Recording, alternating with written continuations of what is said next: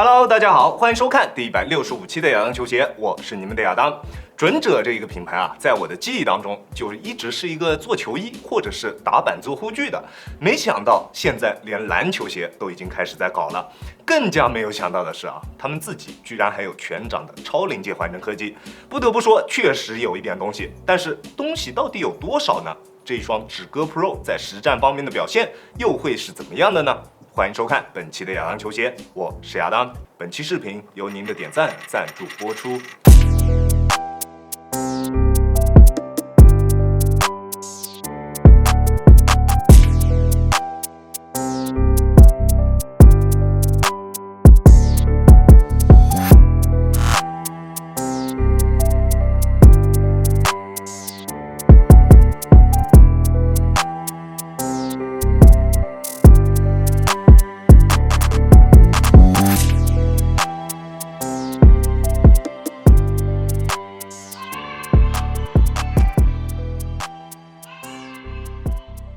首先，我们先来看一下这一双鞋的外观。在外观方面，你觉得它可以打几分呢？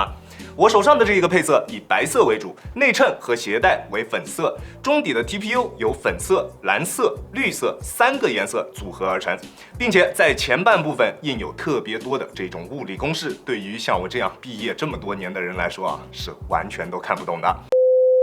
而大底和鞋后跟处的 logo 都以粉色和绿色组成，在后跟处印有5为止歌，止歌为5的字样。我穿这一双鞋打球的时候啊，有朋友说我穿的是不是预帅？仔细看清楚了之后，才发现这个鞋款啊，他从来都没有见过。得知是准者的篮球鞋之后，我从他的表情当中看出了惊讶以及难以置信。那在实战方面，我们依旧还是从大底开始说起。在大底方面，止歌 Pro 使用了全掌的水晶底，纹路主要以人字纹为主，并且针对横向和纵向都有着不同朝向的纹路来应对。在抓地力方面的表现是非常优秀的，不管是纵向抓地还是横向抓地，表现的都非常棒。在做变向动作或者是急停动作的时候，都能够做到想停就停的水平，不会有一丝多余的横移。但是由于大底的橡胶非常容易吸附灰尘，在有灰尘的场地上面，它的抓地力啊就会有非常明显的衰减。你需要不断的用手去擦拭鞋底，才能够保证脚底下不打滑。想要购买这一双鞋实战的朋友，在购买之前还是要先考虑清楚自己打球的场地条件是不是适合选择这一双鞋，再决定是否要进行购买。而它较硬的大底橡胶以及较粗的纹路，让它在耐磨性方面应该是有着比较不错的表现的。不过我穿它并没有进行过室外场地的实战，所以在耐磨性方面的表现还有待考证。那如果有知道的朋友，可以在这里告诉一下大家。而在中底部分是这一双鞋身上最大的一个卖点，全掌的超临界发泡材料加上大面积的异形碳板，那不管放在哪一个品牌旗下啊，都是最顶级的中底配置了。当然，大家最想要知道的一定是这一双鞋的中底缓震材料究竟是否优秀，它带给你的中底脚感啊，跟所有其他品牌的感觉都是不一样的。在外部捏上去，它的缓震材料是特别松的。对，就是特别松，跟普通的泡沫更加的接近。也因为这个问题啊，导致它的耐用性会存在着非常大的一个问题。我有一个朋友跟我同一时期购买了这一双鞋，在一场球之后啊，中底的缓震材料就与碳板的连接处就直接出现了分离的情况。虽然我并没有出现这一个情况，但是我穿着的次数也不多，不知道准者的质保期是有多久的。我觉得这一双鞋的耐用性还是存在着一定的问题的。那如果你想要购买的话，一定要在官方渠道进行购买，起码坏了之后可以享受到3包的政策。而在整体的穿着体验方面，它给我的感觉还是非常优秀的。整体的脚感非常的韧，虽然捏上去非常的软，但是在穿着的时候完全感觉不到它有什么踩屎的感觉。它的整体脚感是更偏韧的，静态体验是软的，但是跑动起来完全就是另一种感受了，有那么一点太极的感觉。难道他们也要搞自适应？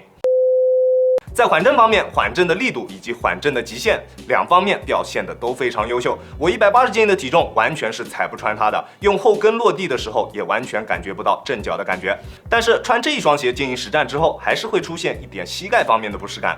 这是因为这一双鞋的后跟力线并不是特别的正，球鞋的后跟缓震材料在外侧做出了明显的加固，但是在内侧并没有进行任何的加固措施。你去静静的体验一下它的确在力线上面会有一点点往内侧偏的感觉，这就会造成穿这一双鞋实战久了之后会对膝盖造成更大的压力，但是并不会特别的明显，这一点大家可以放心。而在前掌这一双鞋是拥有着非常优秀的场地感表现的，前掌的中底厚度是有着非常明显的下降的，再加上偏刃的中底调教，让它同样在反应性方面有着非常不错的表现，在突破的过程中不会有任何泄力的感觉，脚底下的感觉还是非常直接的，并且中底的异形碳板延伸至了前掌，碳板的硬度也是比较高的，在突破的过程中能够起到明显的助推效果，在跑动的过程中也能提供给你更为优秀的整体滚动感，感觉非常不错。这双鞋的中底表现整体来说啊，是我个人比较喜欢的那一种，缓震够用，没有明显的泄力感，场地感以及反应性兼具，非常的优秀。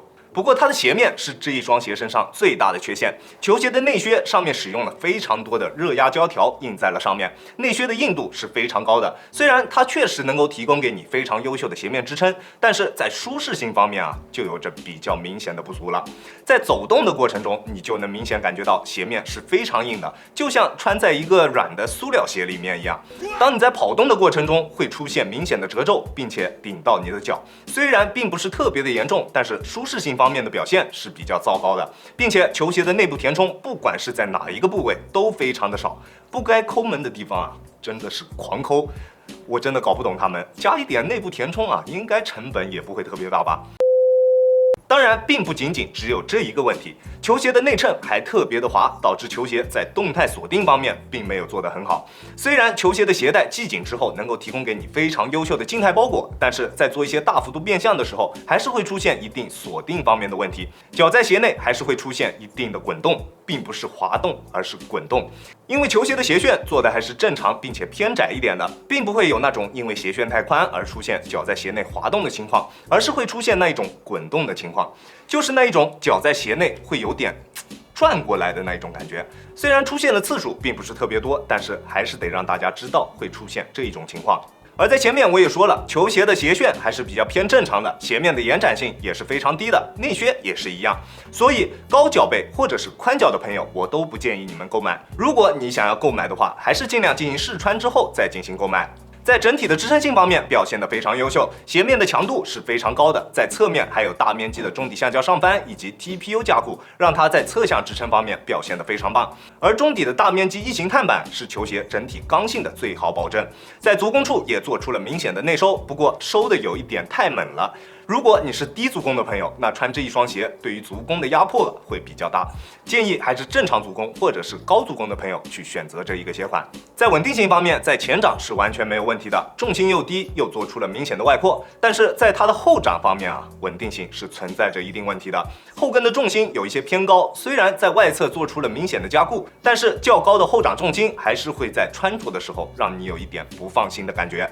在重量方面，单支42.5码的指戈 Pro 重量是392克，这样的配置加上这样的重量表现，我是完全可以接受的。甚至啊，我觉得它的重量表现还是非常优秀的。这一双鞋，亚当球鞋主观评分8.2分。在中底方面，如果不去在意它是否会有这种使用寿命方面的问题的话，那它在中底方面的表现确实是非常惊艳，起码是惊艳到了我。但是这一双鞋的整体舒适性以及后跟的稳定性方面，确实存在着一定的问题，并且吸灰方面的控制做的也确实比较糟糕。如果准者后面能够在这些方面啊多下功夫，那我对于准者后面在篮球鞋市场上面的发展，我还是非常看好的。我在618的时候购买了这一个鞋款是450左右，那现在价格好像上去了，大家也不用着急购买，让子弹飞一会儿，看看它是否会存在着中底开裂的通病。如果这一个并不是通病的话，那到时候再购买也为时不晚。那如果你想要购买这一双鞋的话，在尺码的选择方面，我平时耐克穿42.5，李宁穿42，这一双鞋我选择42.5，在内长上会有一点点的偏长，但是在鞋的宽度以及各方面都是非常合适的，实战完全没有问题，你可以适当参考一下。OK， 这就是本期视频的全部内容了。再次感谢大家观看本期的亚当球鞋，亚当球鞋一切从实战出发，我是亚当。如果你觉得我的视频可以帮助到你，希望你可以关注我，并且顺手给我点一个赞，这就是对我最大的支持啦。好了，那我们下期视频再见啦，大家有空来做 ，peace。